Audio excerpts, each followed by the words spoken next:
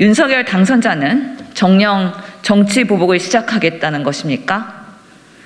윤석열 인수위가 어제 각 부처에 문재인 정부에서 생산한 문서를 무단 파기하지 말도록 공문을 내려보냈다고 합니다.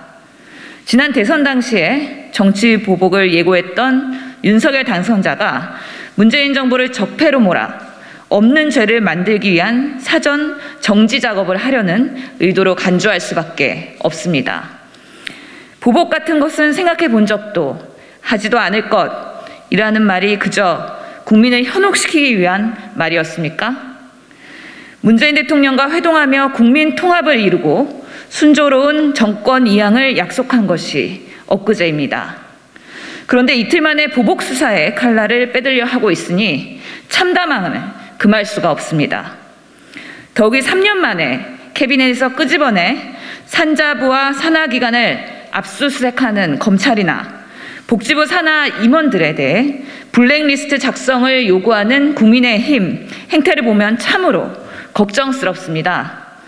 윤석열 인수위는 정치 보복을 위한 움직임을 즉시 중단하십시오.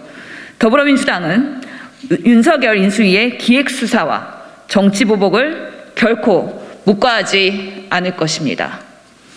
두 번째 브리핑 이어가겠습니다. 일본의 역사 교과서 왜곡 문제에 대해 윤석열 당선인은 아직 당선인 입장이라 개별적인 외교 사안에 대한 입장 표명은 부적절하다라고 밝혔습니다.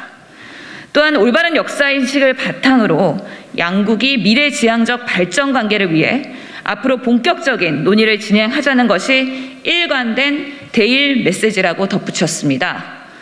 어제 오늘 일이 아닌 일본의 역사 왜곡, 이에 대한 당선인이라 입장 표명이 부적절하다는 것이 윤 당선인의 입장인데 도무지 이해할 수가 없습니다. 전 국민이 분노하는 일본의 역사 왜곡에 대해 대한민국 국민이라면 누구나 입장을 밝힐 수 있어야 합니다. 국민의 선택을 받은 대통령 당선인이라면 더더욱이 입장을 밝혀야 하는 의무가 있습니다. 역사를 바로 보지 못한다면 미래로 나아갈 수 없습니다. 명백한 역사 왜곡에 대해 어물쩍 넘어가는 것이 미래지향적 발전 관계입니까? 이에 윤석열 당선인에게 올바른 역사 인식이란 무엇인지 구체적으로 밝혀주실 것을 요구합니다.